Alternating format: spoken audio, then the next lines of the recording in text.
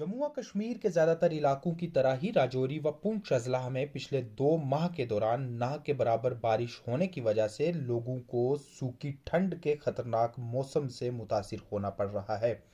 इस मौसम की वजह से एक तरफ जहां हर ओर धूल, मिट्टी व धुएं के गुबार हैं, तो वहीं दूसरी ओर लोगों के अंदर सांस व खांसी जैसी बीमारियों में बड़े पैमाने पर इजाफा देखा गया है। इसके अलावा बारिश ना होने की वजह से नदी नाले भी सिकुड़ते जा रहे हैं, जबकि किसानों के अंदर भी तशवीश की लहर है, जिनका ये साफ कहना है कि पेड़ पौधे सूख रहे हैं और अगर अगले कुछ और दिन बारिश ना हुई तो इनकी गेहूं की फसल भी तबाह हो जाएगी।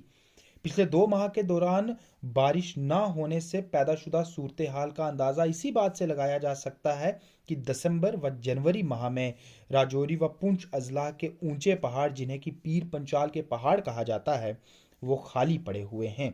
इसकी बानिस्बत पिछले सालों में दिसंबर व जनवरी माह में ये पहाड़ कई फीट ऊंची बर्फ के तले दबे होते थे। गवर्नमेंट मेडिकल कॉलेज राजौरी में खांसी, दमा व जुकाम के मरीजों की तादाद में बड़ा इजाफा देखा जा रहा है और डॉक्टर्स ने तमाम लोगों से सूखी ठंड का बचाव करने की अपील की है। कृषि विज्ञान केंद्र राजौरी के एग्रीकल्चर एक्सपर्ट्स भी इस पूरी सूरत हाल पर तशवीश का इजहार कर रहे हैं। आपको जैसे पता है कि अभी ड्राई स्पेल चल रहा है, बिल्कुल बारिशें नहीं हो रही। पिछले कोई 1 महीने से कोई बारिश नहीं हुई और अगले 15 दिन तक और बारिशें हमें जो है फोरकास्ट में नहीं है। अब इससे क्या हुआ है कि हमारी जो एलर्जीज़ और वायरल जो डिजीज़ हैं, इसके जो हमारे केसेस हैं वो बढ़ गए। वायरल डिजीज़ बहुत ज़्यादा बढ़ी हैं। जो इन्फ्लुएंजा लाइक इलनेसेस हैं, ये काफ़ी ज़्यादा इंक्रीज़ हुई हैं।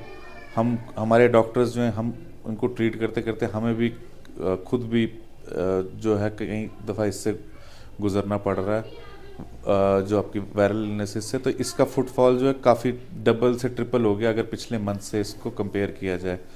तो कहीं ना कहीं ये एक प्रॉब्लम है और ख़ास तौर पे जो आपके हाई रिस्क ग्रुप हैं उसमें ये नमूनिया जैसी कॉम्प्लिकेशंस जो हैं वो बना सकती हैं। तो उनको हमने प्रोटेक्ट करना है। इस सीज़न में हमारा वो होना चाहिए।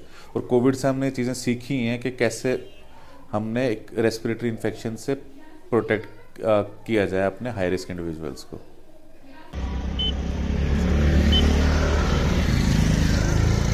पहले तो मैं ये बताता चलूँ कि पिछले 2 महीने से सिर्फ 2 रेनी डेज़ हमारे यहाँ ऑब्जर्व किए गए हैं और कुल मिलाकर लगभग 22 से 23 mm बारिश हुई है, जो कि अगर हम देखें एग्रीकल्चर सेक्टर के हिसाब से, गेहूं के हिसाब से या दूसरी जो हमने फसल लगाई है, तो ये बहुत कम बारिश है। 2 महीने में सिर्फ 2 दिन बारिश होना, एक तो क्वांटिटी कम है, दूसरा ये जो रेनी सीज़न की जो डिस्ट्रीब्यूशन है, रेनी डेज़ की डिस्ट्रीब्यूशन, वो बहुत ही अबनॉर्मल है, जिसकी वजह से हमारी गेहूं पर बहुत बुरा असर पड़ रहा है। नॉर्मली हम देखें तो 21 दिन के अंदर अंदर गेहूं लगाने के बारिश हो जानी चाहिए, उसको इरिगेशन मिलनी चाहिए, जो कि यहाँ पर नहीं मिल पाई है, जिसकी वजह से हमारी जो किसान भाई हैं उनको काफ़ी चिंतित हैं और उनकी जो ईल्ड है उसमें बहुत सारा फ़र्क पड़ने वाला है। और अगर आने वाले 10-15 दिन में बारिश नहीं हुई तो लगभग 50% का जो ईल्ड लॉस है, सिर्फ ग्रेन्स का नहीं बल्कि जो फॉडर, हमारे जो यहाँ पहाड़ी इलाके के जो लोग किसान हैं वो अपने मवेशियों के फॉडर के लिए भी इस पर डिपेंड करते हैं, उसमें भी बहुत सारी कमी आएगी, जिसकी वजह से इसकी रेट से काफ़ी बढ़ जाएंगे।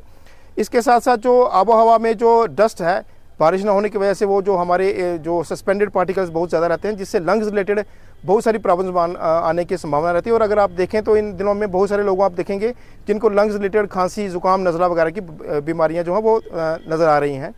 इसके साथ साथ जो हमारे वाटर रिसोर्सेज हैं, जो नेचुरल रिसोर्सेज हैं हमारे पानी के, उनके वाटर लेवल पर बहुत बुरा असर पड़ रहा है। जो वाटर टेबल काफ़ी डाउन चला गया है। इस वक्त तक लगभग 50 से 60 mm बारिश होनी चाहिए थी, जिसके बरक सिर्फ 22 से 23 mm बारिश हुई है और इसकी डिस्ट्रीब्यूशन बड़ी ही अनइवन सी है, जिसकी वजह से हमारे वाटर टेबल्स पर, हमारे एग्रीकल्चर सेक्टर पर और हमारे आम इंसान जो हमारे लोग हैं उनकी सेहत पर बहुत बुरा असर इसका पड़ने वाला है।